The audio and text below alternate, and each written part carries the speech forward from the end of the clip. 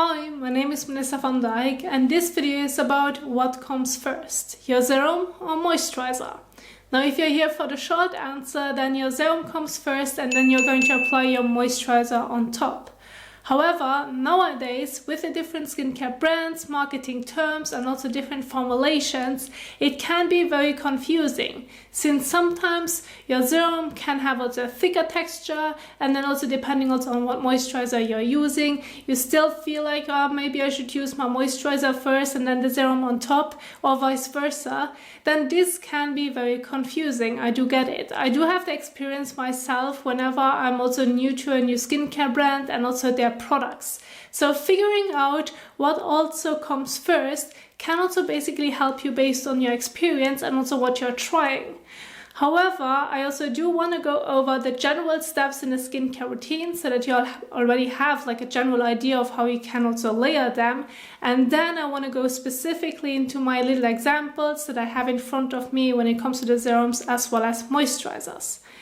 Now, when setting up a skincare routine or when following your skincare routine, one step won't change, which is also step number 1, and this is also washing your face with your cleanser, which can help you to properly wash your face to get rid of any excess oil, dirt, sunscreen and makeup before moving on to the next skincare products that you're going to leave on your skin.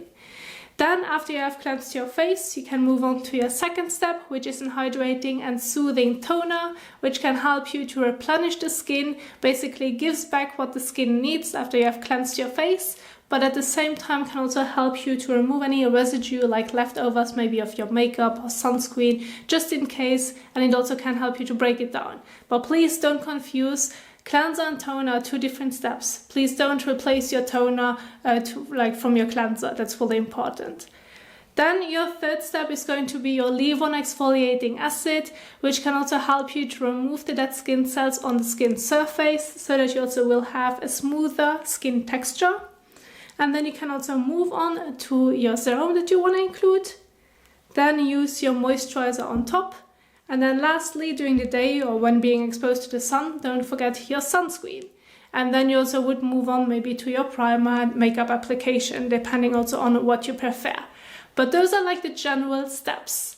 Then there's also another thing that I always keep in my mind, and this is also going from the thinnest and lightest texture to the thickest and heaviest texture, which at some point can be very confusing, but if you keep the different steps that I just shared with you in your mind, plus having the thinnest to the thickest texture in mind too, it can already be very helpful in the sense of how you should layer the products. But again, depending also on how you want to set up your skincare routine, you may want to not include a toner, that's totally fine. You want an exfoliant instead, or just use that one and replace it. So setting up your skincare routine is very individual. But when it comes to specific different serums and moisturizers, this is where it can be very confusing. Now, serums can have different textures. You have water-based serums, which you should apply first after toner and your exfoliant. That's totally fine as well. But still, if you have a water-based serum, meaning the first ingredient is basically water, then this can still have a different texture, depending also on the rest of the ingredients that your serum may also include. And therefore, I also have a few in front of me, which I also want to show you in the palm of my hand. Those are all serums. This is what they call serums. They also have different benefits for the skin, but I do mainly want to talk about the texture in general. And then also the marketing terms that they sometimes use. This can also be very confusing. And I just want to give you an example. For example, with the ordinary lactic acid. Now, lactic acid is also an exfoliating acid that can help you to exfoliate your skin. But still, if you have a look at what they call their product, it's basically a water-based serum. So you still would apply your water-based serum, or in this case your exfoliant, before applying your moisturizer on top. But when also comparing it to other serums, that's completely different and also very confusing. So having already a brief understanding of what certain ingredients mean can also help you to have a better understanding of how you would use it in your skincare routine. So I just want to give you an example. With Paula's Choice, with their leave-on exfoliating acids, it tells you on the side that it's an exfoliating acid, which can already give you a hint so that you know, okay, I can use it after the toner. If I'm not using a toner, I'm going to use it after cleansing. That's totally fine. But if it's not mentioned on the product itself, it can be confusing. And if you know that in that specific scent, lactic acid can help you to exfoliate your skin, it can already help you to understand, well, those would be the same steps because those do the same part in your skincare routine to exfoliate your skin. So this is one part of it. And what I just shared with you with the ordinary lactic acid is also similar to your serum and moisturizer. Understanding the basic ingredients can not only help you to understand what that specific serum can do for your skin, but also can help you to have an understanding of the formulation to also know which one comes first. Because usually with heavier moisturizers, or that's what they usually call a moisturizer, you have heavier barrier repair ingredients like petrolatum, like silicone, like shea butter. If you can see those ingredients at the very top of your moisturizer, usually your serum comes before. But sometimes you also have moisturizers or even serums where they don't even mention it, and then it's very confusing. And I want to give you an example with it. So I want to get started with the serums, since this is what you usually would use before applying your moisturizer on top. And I have a few examples right here, like the ordinary niacinamide. It is a water-based serum. It doesn't have any of those heavier barrier repair ingredients in it. Therefore, you usually would use it before you're applying your moisturizer. But then still, if you're using more than one serum, you have to also look at the texture. And this is also what I wanted to share with you and also teach you. So I have a few serums right here which have different textures. Niacinamide, generally speaking, has a very light but still also glue-like texture, which kind of looks like water, just a bit thicker, like a jelly, you can say. Then I have La Roche-Posay right here, the original serum, which is a bit thicker, but still also very thin, which you also can see. And then I also have Paula's Choice Face Serum, which they also call serums, which usually are also a bit thicker in texture, which you can see as well. So the way that I, for example, would go with the serums that I just have showed you, if I would go with two serums, I would apply niacinamide first because it has a thinner texture, and then the Paula's Choice Serum on top because it has a thicker texture. So this is also, if you're using more than one serum, have a look at the texture of your serum, feel it. If you don't understand the ingredients, feel it, have a feel to it. This is much thicker than the niacinamide serum, or the retinol serum from La Roche-Posay. If you get a feeling for it, if you have an idea of what the texture is, does it feel thicker, is it more like water, etc., then this can already help you to have a better understanding on how you should layer your different serums. And it's similar to if you want to go into the moisturizers. Now that I showed you the different textures of serums, I also want to quickly break down the different textures of moisturizers. Now you have, for example, the ordinary natural moisturizing factors, which is more like a cream. It has a thicker texture,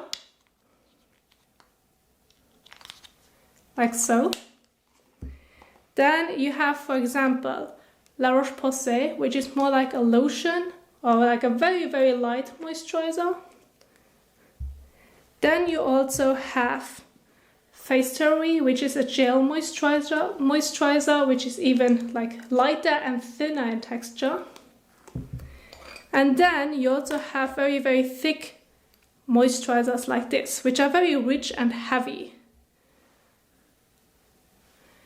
Now, when also looking at those different textures of moisturizers, they all are called the same thing. Those are all moisturizers. They all mention on each packaging that those are kind of moisturizers, which in that specific case, when looking at the different textures, can be very confusing, because at some point, sometimes your serums may also be thicker in texture than your moisturizer. But then again, one thing that may help, depending also on the moisturizer you're using, look at the ingredients. Does your moisturizer include dimethicone, silicone? Does your moisturizer include shea butter or petrolatum, like all these heavy ingredients? If that should be the case with your moisturizer and your serum doesn't include those ingredients, but more like hyaluronic acid, sodium hyaluronate or glycerin, if your serum includes those ingredients, then use your serum at first and then use your moisturizer on top. However, in certain cases, like the gel moisturizer right here, it does not include dimethicone, it does not include shea butter, like none of the heavy ingredients. So it's actually more listed like a serum. And then, if that would be the case, which one goes first? To be honest, try it. If you're unsure what comes first because the texture feels very the same, or you cannot see a difference when it comes to the main ingredients on how you can determine them or on how you can also break them apart, then try it. See what feels better. Try your moisturizer first, use your serum on top. Do it the opposite way. Try your serum at first and then use your moisturizer on top. And see what feels the best.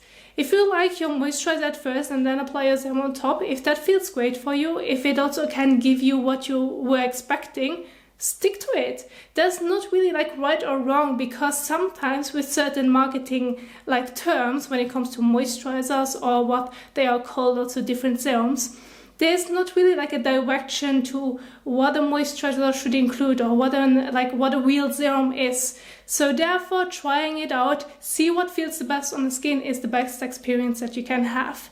I had the same situation already where I just tried it because I wasn't sure what should go first, because the texture was so like similar and it also felt so light that I could also have it as my serum instead of my moisturizer. And in some cases, like if you have an hydrating serum, such as the one from Paula's Choice, or hyaluronic acid, and maybe depending also on your skin type, you may also just want to skip your moisturizer. And then you're just going to finish it off with your serum if that already is hydrating enough.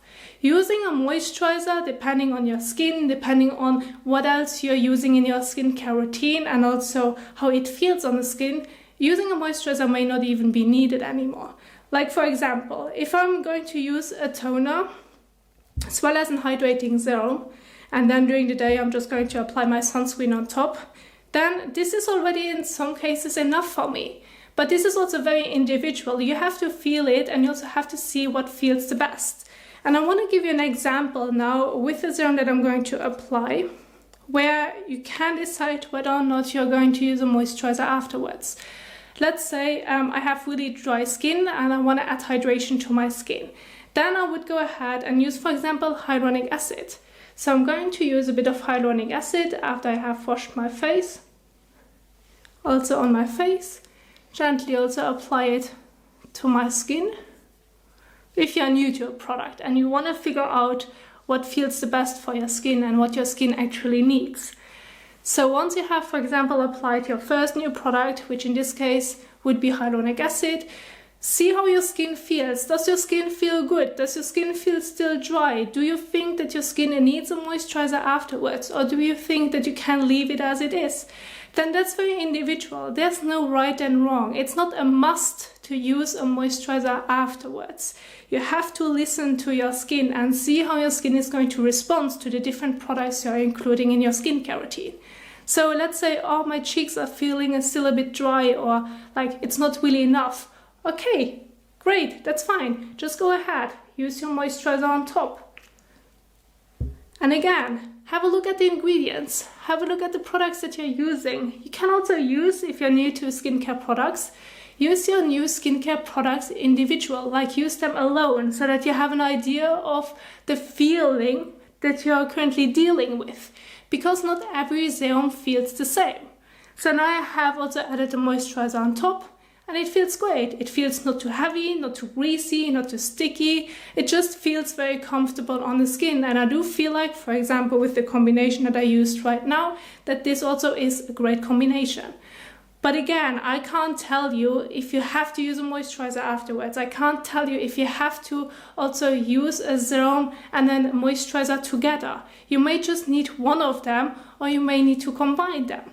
Try it. based on your experience, see what feels the best, see what works the best for you, is the best experience and the best thing that you can do when also coming up with your skincare products and also your skincare routine.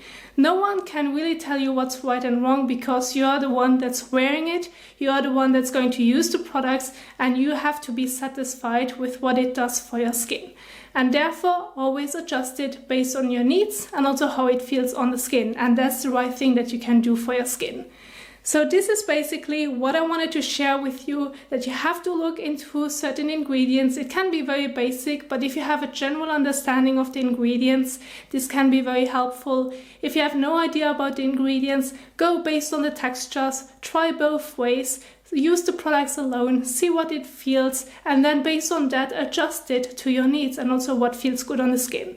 And based on that, you can come up with your skincare routine so that you also feel good about when applying those products to your skin. Now, I do hope that you enjoyed this video, that you also liked this video, that I could help you and teach you with how you can also go forward when also being new to certain skincare products. Don't confuse yourself, just try it and have fun. And based on that, adjust it. If you like this video, please also don't forget to give the thumbs up as well as share it. And thank you so much for watching, and I will see you soon in the next one. Bye!